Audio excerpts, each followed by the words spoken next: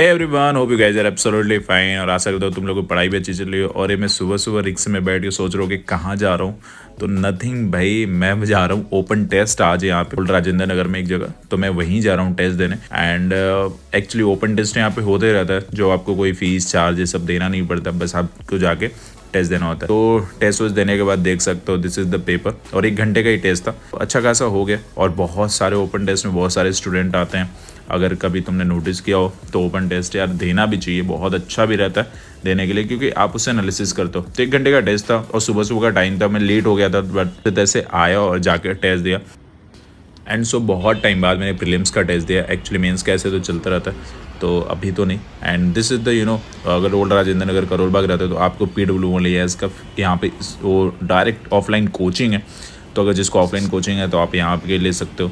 ये बाकायदा एक बनाया गया, पहले नहीं था लेकिन अभी जस्ट ओपन किया गया। तो अभी मैं लाइब्रेरी आ गया हूँ और न्यूज़पेपर लेके आया हूँ, क्योंकि अभी टेस्ट दे के आया हूँ। अच्छा मूड भी है, पेपर भी ठीक ठाक गया और कुछ पढ़ा नहीं था लिटरली मैं बताऊँ। तो मैं सोचा अभी दे लेता हूँ क्योंकि ज़्यादा इंपॉर्टेंट है। एंड पेपर में भी देखा कि बाकायदा कुछ ना कुछ क्वेश्चन करंट अफेयर से रिलेटेड होते हैं, इसलिए मैं ऑलवेज से कि भाई तुम लोग जरूर न्यूज़पेपर पढ़ा करो। और न्यूज़पेपर में दिस इज़ द समथिंग। अभी रिसेंट में देखो क्या चला है, suspension of continue as 49 more MP face action. अभी 49 MP को और सस्पेंड कर दिया गया है लोकसभा से, और ये चीज़ें अभी चल रही है मुझे लगता है। तो फिर आप इसमें देख सकते हो 10 शेड्यूल को रिलेटेड लेके, डिस्क्वालिफिकेशन लेके क्या क्या रूल होता है और उसका क्या इफेक्ट होता है, तो ये सारे। और मैं हमेशा तुम लोग को बोलता हूँ ये बीच का आर्टिकल पढ़ने के लिए, ये जो बीच में आते हैं ये इंपॉर्टेंट होता है। क्योंकि अभी देखो 370 से वर्डिक्ट से रिलेटेड एक पूरा एक कॉलम आया, तो आर्टिकल आया, तो इसको आप देख सकते हो। और HSS टैक्स के बारे में बताया गया है। एंड इधर India ethanol blending, you guys know petrol diesel में एथेनॉल का शुगर केन कौन से बनता है, तो प्रॉपर दिया गया था, जिससे आपको मल्टी डायमेंशनल यहाँ से इंफॉर्मेशन मिल जाता है।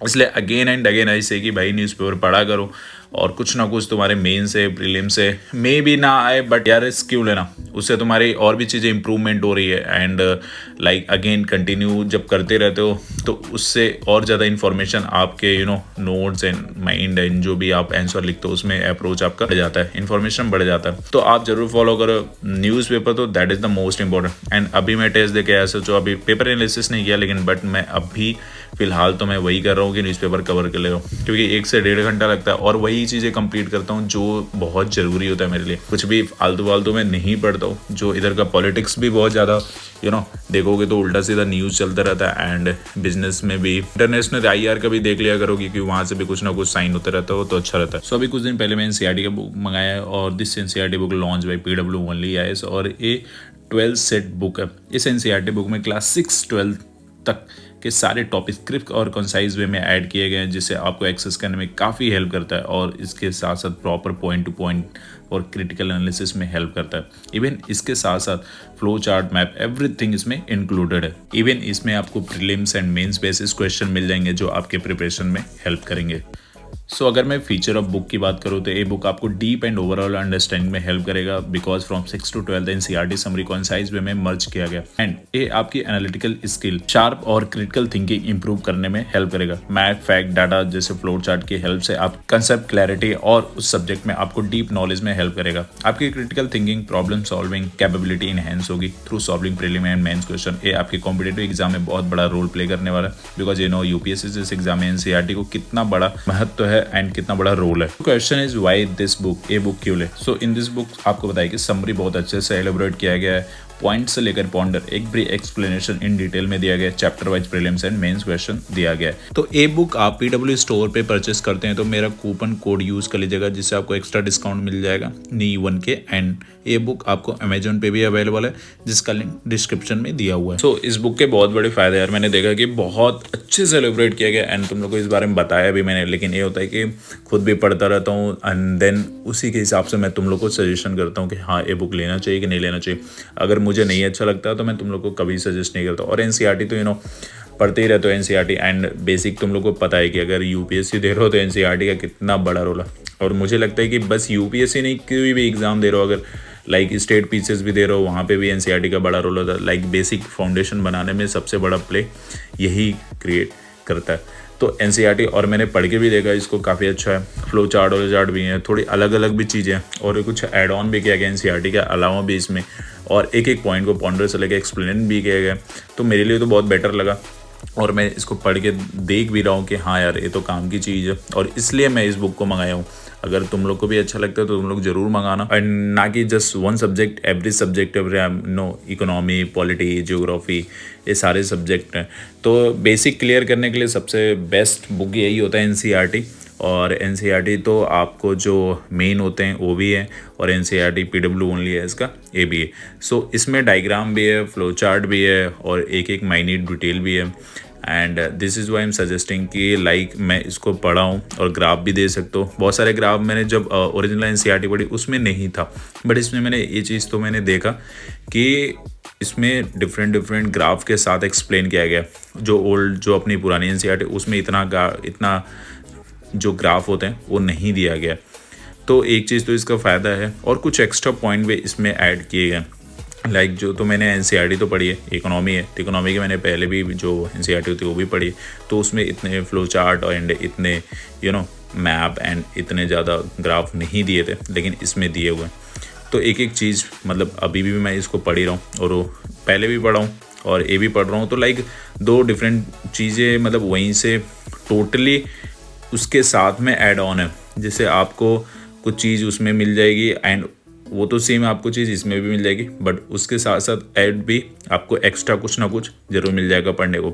इवन तरीका भी थोड़ा समझाने का और इजी हो जाएगा, आप समझ जाओगे चीज़ें। तो माइक्रो इकोनॉमी तो अभी तो यही चला, माइक्रो थोड़ा पढ़ रहा हूँ एंड देन उसके बाद माइक्रो। इन दोनों का बहुत बड़ा रोल होता है अपने यूपीएससी में। सो इसको पढ़ लेने के बाद अभी मुझे अपना पेपर एनालिसिस करना है, तो उस पर चलते हैं। तो नाउ दिस टाइम जो मैं टेस्ट देखा है उसका एनालिसिस कर रहा हूँ। Analysis this is the most important. And question देखा मुझे बहुत ज़्यादा होने लगा कि बहुत ज़्यादा टफ है एक्चुअली। पिछली बार का जो अगर यूपीएससी का तुम पेपर दोगे उसमें तुम्हें समझ आ जाएगा कि पेपर कुछ थोड़ा सा टिपिकल बना देते हैं क्वेश्चन, आंसर देने का तरीका थोड़ा डिफरेंट कर देते हैं। बट ओवरऑल अगर क्वेश्चन देखोगे जो पढ़ रहे हो आप वहीं से क्वेश्चन पूछे आते हैं, लेकिन तरीका and the way you answer उसको चेंज कर देते हैं। तो अभी टेस्ट दे के आया तो मुझे लगा कि यार प्रीलिम्स का अभी मैं पढ़ भी रहा हूँ, थोड़े क्वेश्चन सॉल्व भी कर रहा था, बट ऐसे जाके टेस्ट दिया फर्स्ट टाइम ऑफलाइन सेंटर पे, तो थोड़ा बहुत तो लगता है कि हाँ यार, बट ऐसा है कि हाँ समझ आ रहा था कि अच्छा एक क्वेश्चन पूछा है, अच्छा यहाँ से पूछा है, अच्छा इसने यहाँ से करंट अफेयर्स का इधर से पूछा है।